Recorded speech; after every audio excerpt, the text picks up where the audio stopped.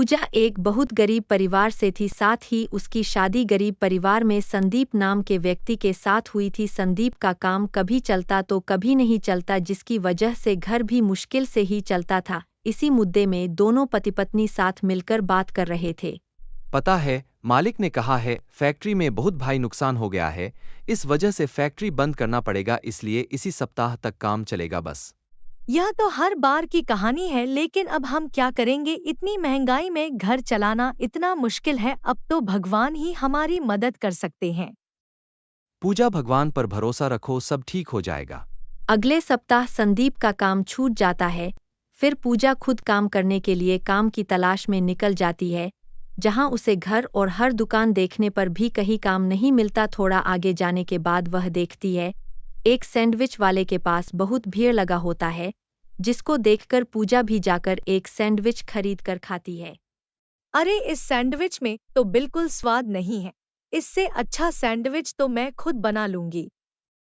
इतना बोलकर पूजा घर जाने लगती है, परंतु वह पीछे मुड़कर देखती है तो वहां अभी भी इतना ही भीड़ होता है।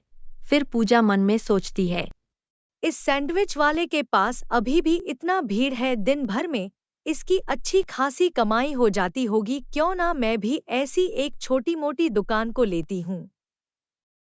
इतना बोलकर पूजा घर चली जाती है और घर जाकर संदीप से सैंडविच की दुकान खोलने की बात करती है।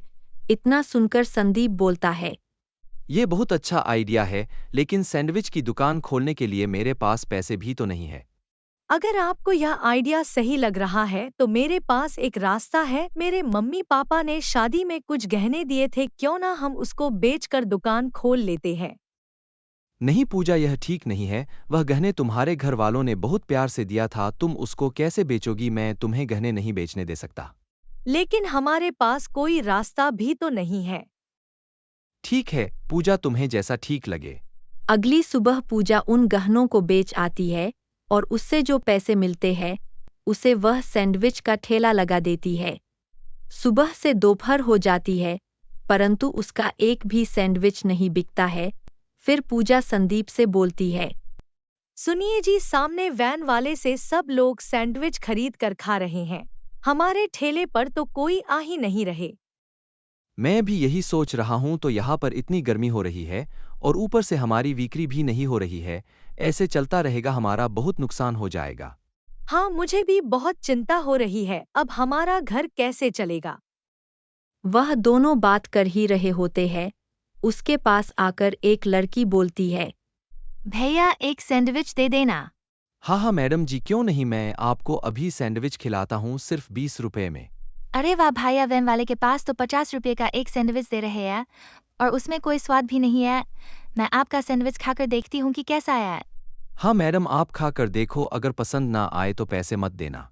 वह लड़की सैंडविच खाती है तो उसे बहुत पसंद आता है उस सैंडविच का स्वाद। फिर वह बोलती है, भैया आपका सैंडविच तो बहुत टेस्टी है, आप एक काम करो, 5 सैंडविच पैक भी कर दो। संदीप उसे सैंडविच पैक करके दे देता है। उतने में ही उसके ठेले के पास ग्राहकों की भीड़ जमा हो जाती है। देखते ही देखते पूजा के ठेले से सारे सैंडविच बिक जाते हैं। फिर वे लोग घर आ जाते हैं। घर आने के बाद, आज तो अच्छी खासी कमाई हो गई, जरा पैसे तो गिनो कितने हुए। ठीक है, मैं गिनती हूँ।